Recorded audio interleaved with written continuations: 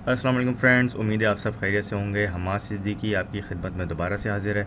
इस दफ़ा मैं आपकी खिदमत में पेश कर रहा हूँ एक डिज़ाइन पैटर्न आजकल मोस्ट कॉमनली आस्क्ड क्वेश्चन है इंटरव्यूज़ के अंदर भी, और वैसे भी आपको पता होना चाहिए। बहुत अच्छी प्रैक्टिसेस हैं, काफ़ी सारे पैटर्न्स अवेलेबल हैं, तो हम इंशाल्लाह वन बाय वन काफ़ी सारे पैटर्न्स को देखेंगे। लेकिन फ़िलहाल मैं स्टार्ट करने वाला हूँ सिंगलटन डिज़ाइन पैटर्न से। उसकी वजह यह है कि ये काफ़ी सिंपल डिज़ाइन पैटर्न है और इजी टू स्टार्ट है। तो मैं कोशिश करूँगा इसको बहुत आसान ज़बान में आपके सामने रख सकूँ कि ये पैटर्न क्या होता है। तो इस पैटर्न में कुछ मेन इसके स्टेप्स हैं। पहले हम उसको देख लेते हैं कि वो क्या हैं। तो उसके लिए नोटपैड खोल लेता हूँ मैं यहाँ पे दिखाने के लिए आपको। अच्छा, इसमें सबसे पहली चीज़ जो हमने जहन में रखनी है, सिंगलटन डिज़ाइन पैटर्न जो है उसका पहला स्टेप ये होता है। बल्कि पहले स्टेप से भी पहले मैं आपको यहाँ पे ये बताता हूँ वर्ड्स में कि ये है क्या। देखें, असल में हमारे पास प्रोग्रामिंग के अंदर अक्सर रिक्वायरमेंट्स ऐसी होती हैं जो आपको मैं बताऊँगा तो आप एग्री करेंगे कि जहाँ पर हमारी कोशिश ये होती है एक प्रोग्रामर की, स्पेशली ऑब्जेक्ट ओरिएंटेड प्रोग्रामर की, चूँकि ऑब्जेक्ट ओरिएंटेड प्रोग्रामिंग में ऑब्जेक्ट्स बन रहे होते हैं, इंस्टेंशिएट्स हो रहे होते हैं, तो ऑब्वियसली मेमोरी में जो है बहुत सारे इंस्टेंस क्रिएट हो रहे होते हैं। तो कभी कभी कुछ रिक्वायरमेंट्स ऐसी आ जाती हैं जहाँ पर हमारी कोशिश ये होती है कि हम यहाँ पर अगर एक इंस्टेंस इस क्लास का बन चुका है या इस क्लास का एक ऑब्जेक्ट बन चुका है, तो ओवरऑल प्रोग्राम की लाइफ साइकिल में दूसरा इंस्टेंस नहीं बनना चाहिए। प्रोग्राम की लाइफ साइकिल इसलिए कह रहा हूँ कि अगर आप उस सॉफ्टवेयर को बंद करके दोबारा खोलेंगे तो फिर तो इंस्टेंशिएट हो जाएगा। तो जैसे for example most commonly use होती है हमारे पास डेटाबेस के कनेक्शन स्ट्रिंग्स। कनेक्शन स्ट्रिंग की क्लास के अंदर बेसिक चीज़ें होती हैं। वो एसक्यूएल का कनेक्शन ओपन करता है, उसका कनेक्शन स्ट्रिंग की प्रॉपर्टी स्टोर करता है, और मज़ीद कोई काम आप उसमें करवाना चाह रहे हैं ऑपरेशंस, वो परफॉर्म करता है।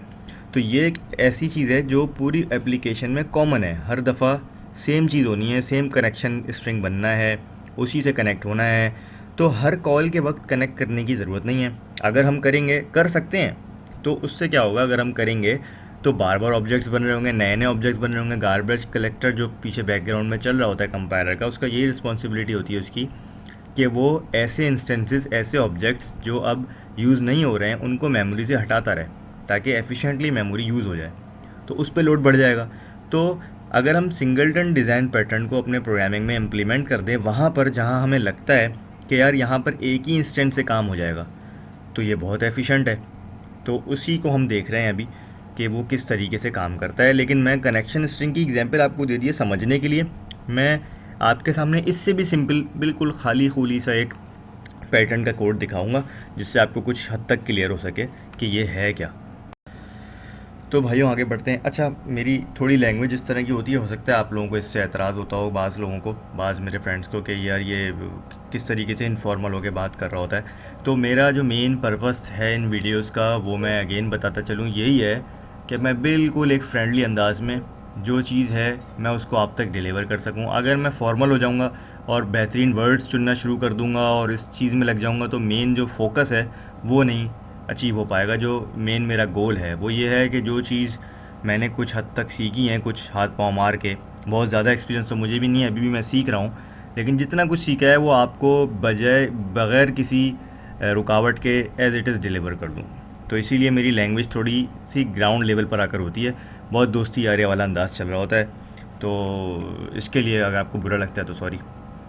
तो चलें भाई, नंबर 1 सबसे पहला स्टेप सिंगलटन पैटर्न को इम्प्लीमेंट करने के लिए क्या होता है कि मैं इसके लिए क्लास बनेगी, ठीक है, और उस क्लास का जो कंस्ट्रक्टर होता है उसको हम कर देते हैं प्राइवेट। अच्छा, क्यों कर देते हैं प्राइवेट? इसलिए कर देते हैं ताकि अगर कंस्ट्रक्टर जो है बाय डिफ़ॉल्ट पब्लिक होता है, ऑब्वियसली आपको इसका शायद पता होगा कि जब भी बाहर से कोई कॉलर उस क्लास का ऑब्जेक्ट बनाना चाहे तो कंस्ट्रक्टर अवेलेबल होगा तो ऑब्जेक्ट बन पाएगा, ठीक है। तो कंस्ट्रक्टर ऑब्जेक्ट बनाने का रिस्पॉन्सिबल होता है। तो अगर मैं उसी को प्राइवेट कर दूं उस क्लास में, तो इससे क्या होगा कि बाहर से कोई भी कॉलर उस क्लास का अब कम से कम इंस्टेंस तो नहीं बना सकता, क्योंकि कंस्ट्रक्टर प्राइवेट हो गया। वो कॉल करने की कोशिश कर रहा होगा कि for example my class OBJ is equals to my class, तो एरर आ जाएगा क्योंकि माई क्लास का कोई कंस्ट्रक्टर है ही नहीं पब्लिकली अवेलेबल, बाहर से कॉल ही नहीं कर सकते। एक चीज़, तो इससे ये फ़ायदा हो जाएगा। सबसे पहले तो हम लोगों को रोक देंगे कि कोई भी इसका ऑब्जेक्ट ना बनाए। अच्छा, अब एक ऑब्जेक्ट तो बनवाना है, तो उसके लिए हम क्या करेंगे, उसके लिए हम ये करेंगे कि सबसे पहले तो एक प्राइवेट प्रॉपर्टी लेंगे, ठीक है। अच्छा, प्राइवेट के साथ स्टैटिक प्रॉपर्टी होनी चाहिए, ये अभी हम देखते हैं क्यों होनी चाहिए, बस आप अभी इतना याद रखें। दूसरा स्टेप कि प्राइवेट स्टैटिक प्रॉपर्टी होगी इस क्लास के अंदर, उस प्रॉपर्टी की टाइप क्या होगी। टाइप से मुराद ये है कि जैसे कोई प्रॉपर्टी हम डिक्लेयर करते हैं तो उसकी कोई टाइप होती है, इंटीजर होती है, स्ट्रिंग होती है, कुछ भी होती है, डाटा टेबल होती है, डाटा सेट होती है। तो इसकी जो टाइप होगी वो सेम उसी क्लास की होगी। अभी आप इसको इसी तरह समझें, मैं अभी आपको सब करके दिखाऊंगा, आप टेंशन ना लें। तो उसी क्लास की टाइप की स्टैटिक प्रॉपर्टी डिक्लेयर कर देंगे। सेकंड, थर्ड नंबर पे हम एक पब्लिक मेथड एक्सपोज करेंगे टू क्रिएट इंस्टेंस।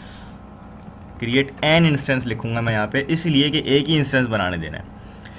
अच्छा, अब इसका फ्लो देख लें कैसा है। सबसे पहले तो हमने बाहर की दुनिया को कंस्ट्रक्टर प्राइवेट करके रोक दिया है कि कोई भी ऑब्जेक्ट ना बनाए भाई। दूसरे नंबर पे हमने अपने ही क्लास में एक अपनी क्लास की टाइप की स्टैटिक प्रॉपर्टी प्राइवेट करके डिक्लेयर कर दिया ताकि इसको भी कोई बाहर से ना एक्सेस कर सके। तीसरे नंबर पे अब हम बाहर वालों के लिए एक दरवाज़ा खोल के दे रहे हैं, स्टैटिक मेथड बना रहे हैं, जिसकी मदद से हम उनको इजाज़त देंगे कि वो एक इंस्टेंस क्रिएट कर सकें।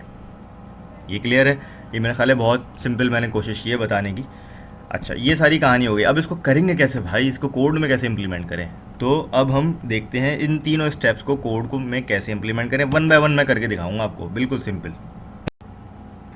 तो उसके लिए आ जाएं, विजुअल स्टूडियो की तरफ चलते हैं और यहाँ पर एक नया प्रोजेक्ट क्रिएट कर लेते हैं जो कि ऑब्वियसली कंसोल एप्लीकेशन ही होगी, मशहूर ज़माना।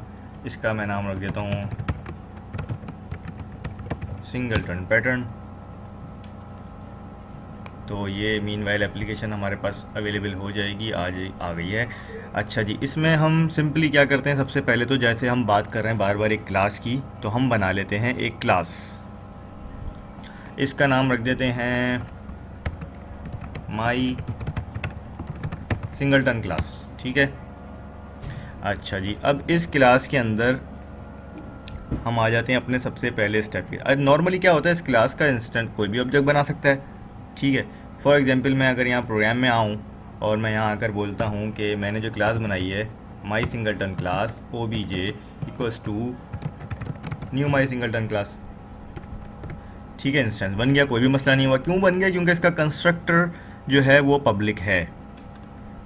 अच्छा, अब मैं अगर यहाँ पे आके सिर्फ एक काम करता हूँ जो कि हमने अपने नोटपैड में लिखा हुआ है कि मेक द कंस्ट्रक्टर प्राइवेट। उसका क्या तरीका है? कुछ भी नहीं है, सिंपल। आपको शायद सुनने में लग रहा हो कोई मुश्किल चीज़ है, कुछ भी नहीं है।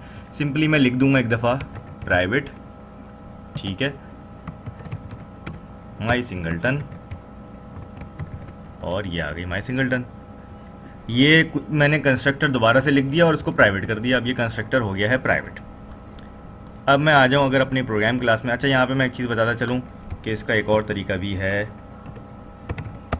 CTOR ये इसकी शॉर्ट की है, CTOR डबल टैप। यूँ करके भी प्राइवेट कर सकते हैं आप लोग। साथ साथ मुझे याद आया तो मैंने कहा बता दूँ आपको, ऐसे ही बस। अच्छा, ठीक है, प्रोग्राम क्लास में आए। अब देखें, अब इसने होपफुली एरर दे दिया। बिल्कुल, ये कह रहा है भाई कि माई सिंगलटन क्लास का जो माई सिंगलटन मेथड है जो कि कंस्ट्रक्टर है is inaccessible due to its protection level.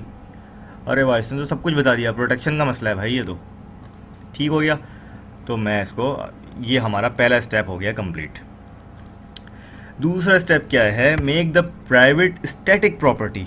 अच्छा, अब जो है हम यहाँ पर आएंगे, एक प्रॉपर्टी बताएंगे जो कि प्राइवेट होनी चाहिए और स्टैटिक होनी चाहिए, ठीक है।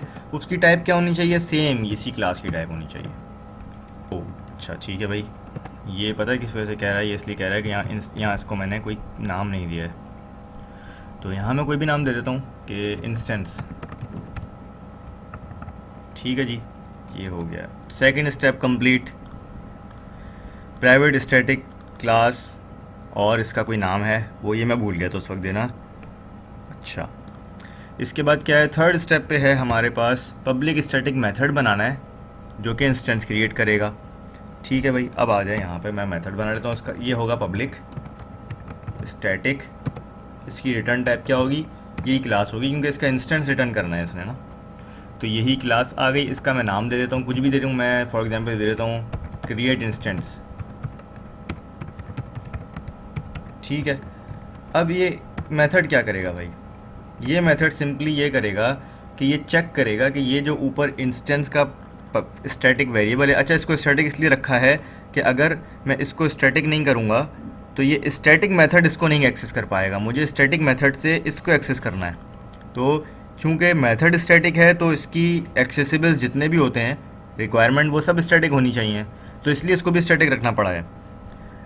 और ये स्टैटिक क्यों है, ये स्टैटिक इसलिए है कि बाहर की दुनिया इस क्लास के इस मेथड को उसी वक्त एक्सेस कर पाएगी जब ये स्टैटिक होगा, विदाउट इंस्टेंस बनाए, क्योंकि अभी तक इंस्टेंस नहीं बनाए और बग़ैर इंस्टेंस बनाए इस क्लास के इस मेथड को एक्सेस करना है, इसीलिए इसको स्टैटिक किया है ताकि ये विदाउट ऑब्जेक्ट बेस्ड हो, ऑब्जेक्ट पे डिपेंड ना कर रहा हो, विदाउट ऑब्जेक्ट बने भी एक्सेस हो जाए।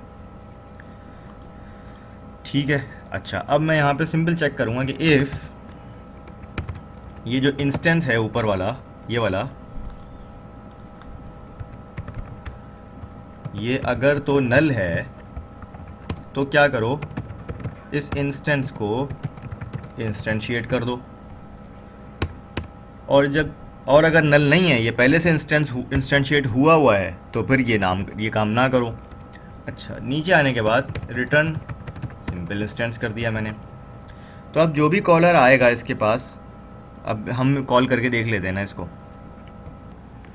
तो इसको कॉल करके देखने के लिए हम आ जाते हैं प्रोग्राम में और अब ये सब हटा देते हैं। अच्छा, अब ये दिखा देता हूँ मैं, ये देखें ये अब इस तरह इसका ऑब्जेक्ट नहीं क्रिएट हो पा रहा, तो अब मुझे इस क्लास का ऑब्जेक्ट क्रिएट करना है। तो मैं क्या करूँ, मैं सिंपल माई सिंगल क्लास लिखने के बाद डॉट प्रेस करूँगा, तो देखें ये मेरा क्रिएट इंस्टेंस का मेथड यहाँ पर आ चुका है क्योंकि ये स्टैटिक है।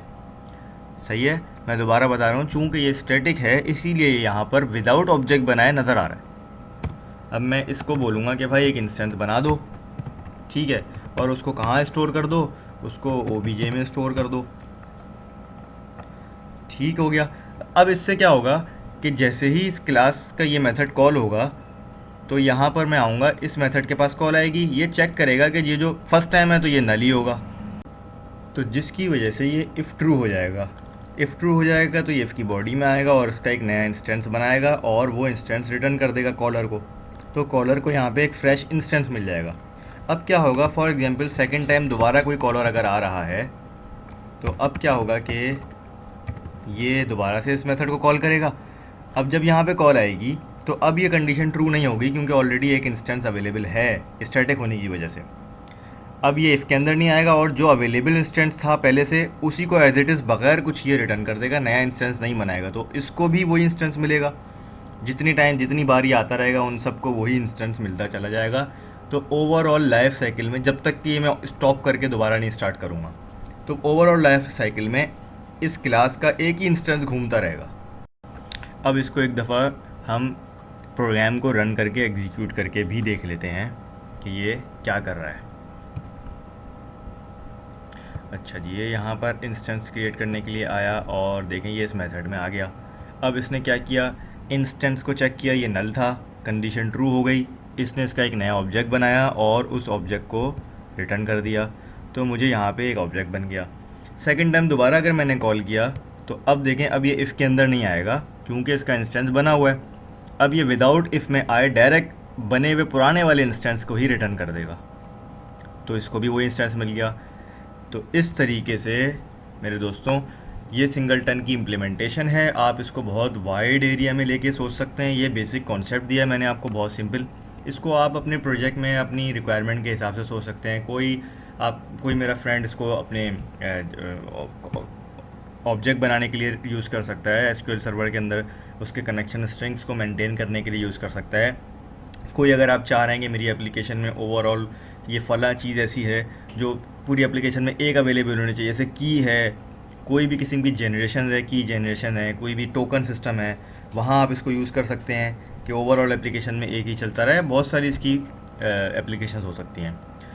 तो फ़िलहाल सिंगल टन के अंदर इतना ही है। इसमें अगर आपको कोई चीज़ क्लियर करनी है, कोई क्वेश्चन हो, कोई इनपुट हो, तो आप मुझे कमेंट में ज़रूर बताइएगा। इस वीडियो को ज़्यादा से ज़्यादा दोस्तों में शेयर कीजिएगा ताकि वो सब भी इससे फ़ायदा हासिल कर सकें। अपना बहुत ख्याल रखिएगा।